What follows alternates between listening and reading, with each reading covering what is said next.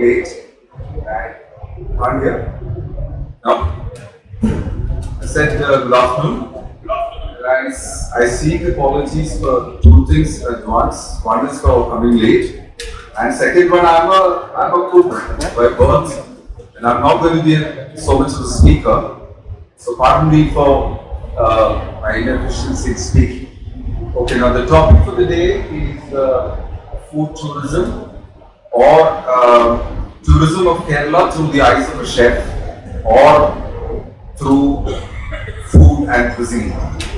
Now, I've divided the presentation into three parts, whereby we're going to look at what we actually have, and how we got what we got, and how it happened. So, some part of the history, and currently what are we doing with what we have, which is the second part, and the third part is what we should be doing. Now, the third part obviously is a very large section. So I've just jotted some 10 to 12 points, but there are many more that we can do, right? The previous speaker was talking about there are many more ideas getting generated in my brain. So it's just a small 10, 12 action plan on the way forward, but there can be many more.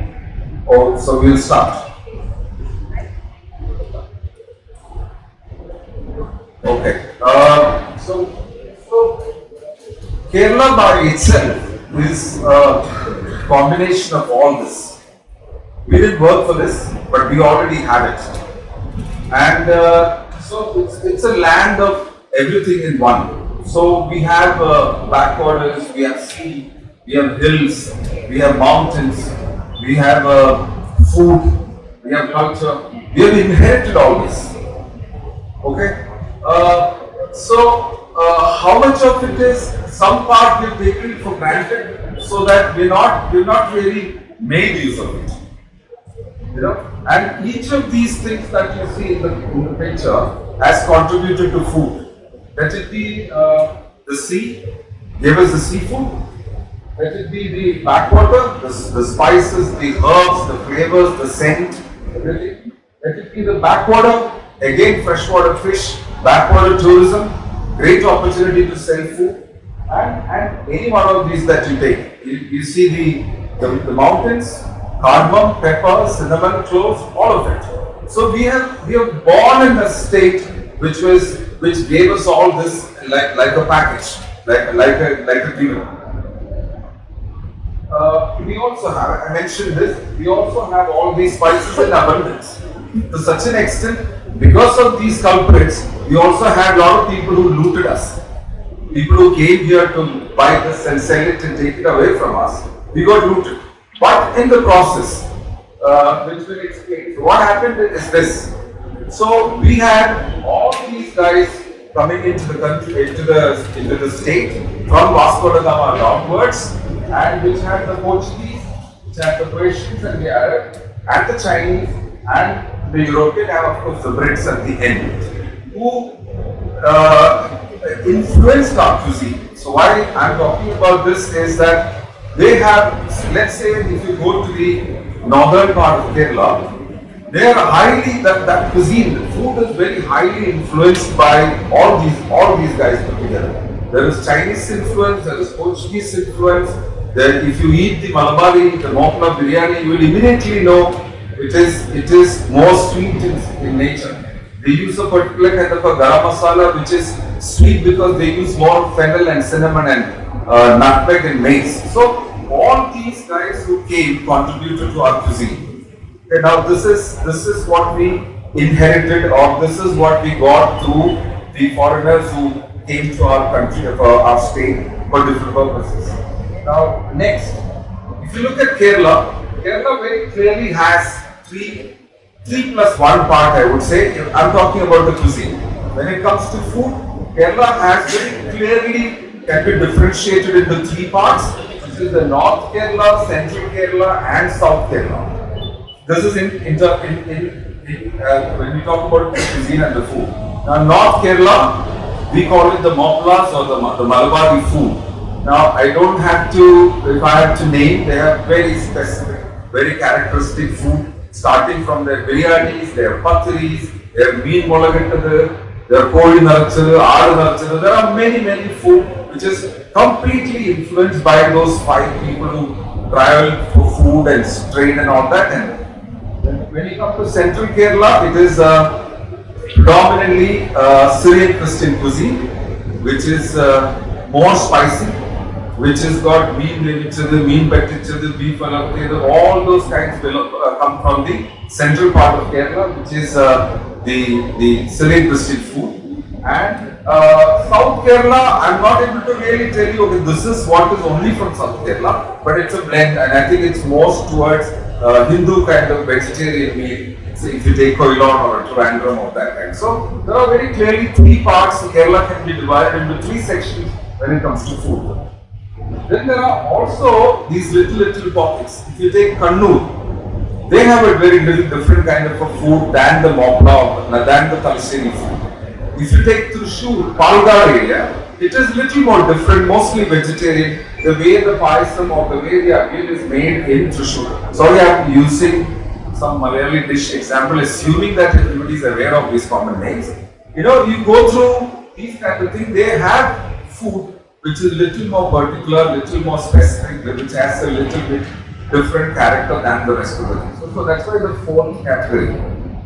Now, going further, Kerala food can also be divided. So that was a geographical division. Now, if you look at it, Kerala food also can be divided into very clearly Christian food, Muslim food and Hindu food. I'm not talking religion here, but the food can be. Because there is very clearly Muslim food.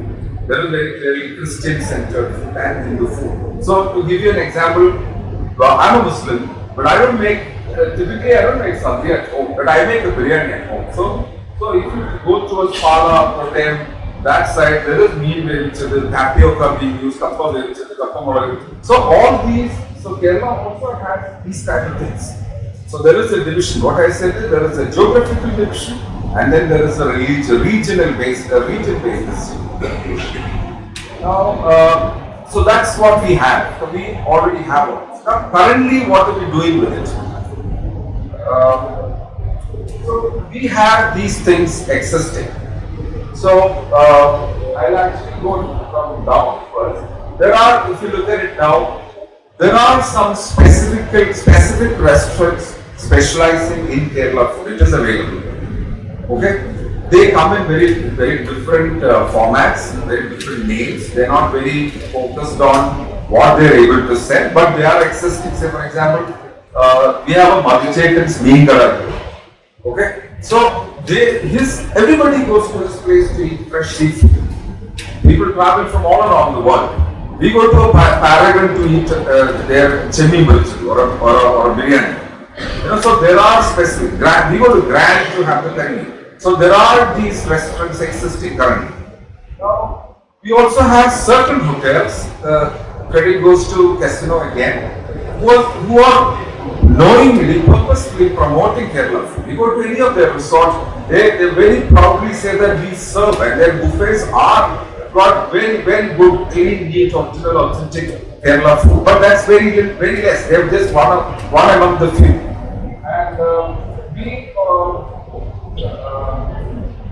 And we currently we are also influenced with this Arabic food. So most of the restaurants, so you get a alfam which is kandari flavor. So we have come to a stage, you go to buy an alfam, they tell you want green, yellow, blue, white, red, it's become like that. So we are a little bit influenced also in certain way. Now the toddy shops, they are a very traditional thing, very good food, a very good experience to go through. But they are there. But are we making use of them in the right fashion?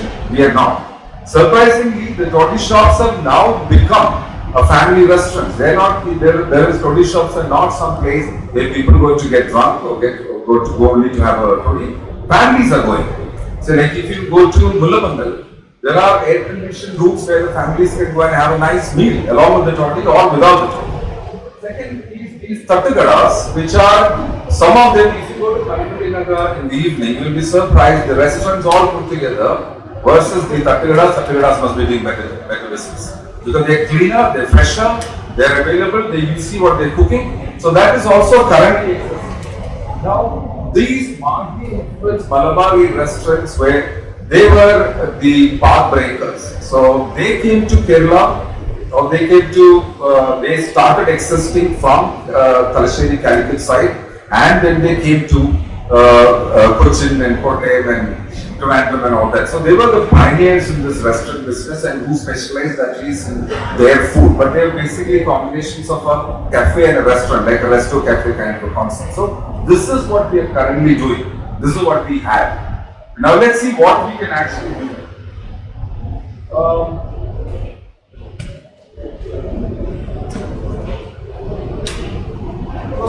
The first point.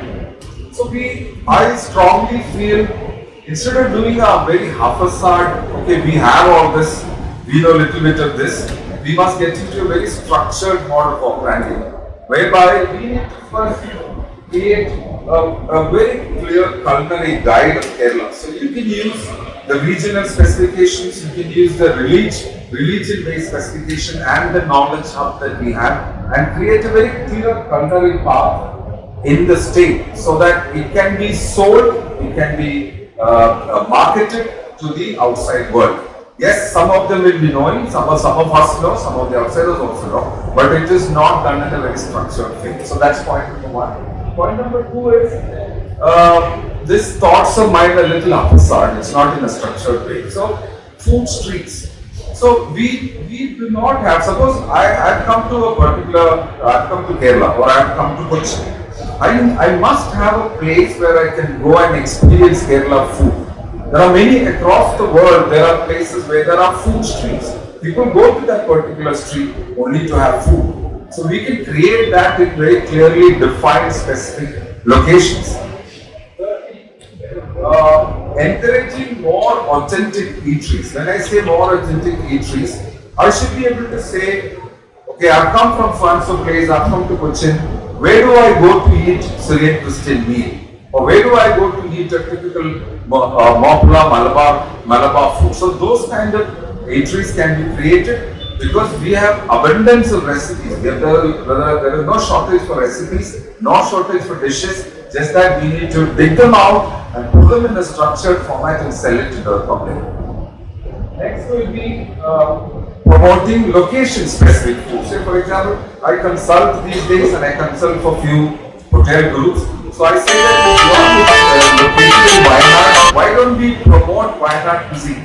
Instead of doing a butter chicken masala and instead of doing a tenderloin steak, or okay, at the most we are doing a Kerala Naran Kori curry and a meat bowl. So they do location. If you are in Wayanad or if you are in Muna, find out what is the local cuisine there. Use the right method and then promote that in that particular location. Showcasing festival cuisine. We are very known for our festivals. We have Onam, we have Vishu, we have Christmas. We have Christmas everybody has. We have Ramzan and Bakrid and all that. And if you look at study these things in detail, everything has a specific set of food that is produced at home. So that can be also promoted. So like an Oktoberfest or a Matina in Italy, we can also have very specifically defined time period. We are promoting a particular kind of food. Like an Oktoberfest, we can have a Toddy month where we are promoting Toddy and related food. Exploring border cuisine or ethnic cuisine. So because Kerala has got borders to Karnataka and Tamil Nadu. So I've seen, since I did some work on this, I can very authoritatively say, there is very clearly something called a border cuisine, which is a blend of us and them. So for example, there is a blend between Kerala and Karnataka, there is a blend cuisine between Kerala and Tamil Nadu. Explore those kind of new things which can be studied, implemented and marketed. Ethnic cuisines. There's say for example, there is a Thai cuisine in front of us which is called the Anglo-Indian food, which is highly influenced by the Dutch and the British. And there is a cuisine, if you can actually handpick, if you go sit with one of the grandmothers in Fort Cochin, she will be able to rattle out at least 10-15 dishes, which are very specifically Anglo-Indian, which is also a blend of spices between Kerala and the influences. So we can, and everywhere there is this cuisine. Even I used to be the head chef at Taj Calicut. I remember going to my friends' houses, sitting with their grandmothers, and yes, the maids would produce food. There are million dishes which we don't even know. And these are all going to go die off with that generation. So we need to get somebody to study this, to keep those recipes, and become an expert so that we have another 1,000 more dishes to sell. Documenting, this is part of the thing. Incorporating culinary experience into tourism. I don't think we really cash in on what we have. We already have a lot of stuff. We can actually create more of that stuff. But how much of importance is given to a culinary tourism or a tourism based on food? Like the other countries, I don't remember that, or I don't think that we actually do what actually we can do. He was talking about the train. So similarly, see, now we have started with the metro. Water metro can also be used as a culinary thing. There can be one particular metro which is traveling across the backwaters only for food. Like the way he mentioned about the train. So there are hundreds of opportunities. Just that we don't even make use of 20% of what we actually have. Reviving lost cuisines is similar to the Anglo-Indian and the recipes of our set. And promoting traditional homes for personal dining. There are some people doing this. Like Mr. Musa, he used to do this. His wife, I don't hear about him now. There was some few ladies were doing. So there is a huge opportunity because we have so much to talk about and we have so much to offer. But unfortunately, we are not. Maybe the government, the government needs to support these kind of activities. Allow people to structure it and sell it. Like he rightly mentioned, the bars start at 9:30. 10:30, the waiters are sitting on your neck saying, last order. I wonder what will happen. So it is the same case with the food. So there is a lot can be done, but of course we will require support. And he had already mentioned about Ayurveda cuisine. Last month I went to a place and I was there for 10 days in an Ayurveda retreat. And it's an amazing experience. So the variety that can be created. Okay, it's like a medical tourism, but then the variety that can be created with Ayurveda, the cuisine, it can be sold because it's an amazing science and we don't cash in on it. So similar to Ayurveda, I'm sure there are many more medical related cuisines that can be developed too because we have a lot of other methods. Okay, so these are some of my thoughts. I leave it to you to think more. And my only condition here is that since I've spoken so much, let's think about it in detail. Let's try and make use of what is available and make complete use of it and come out with better and bigger plans. There is so God's own country is already there. So let's also make God's own cuisine. Alright? Thank you.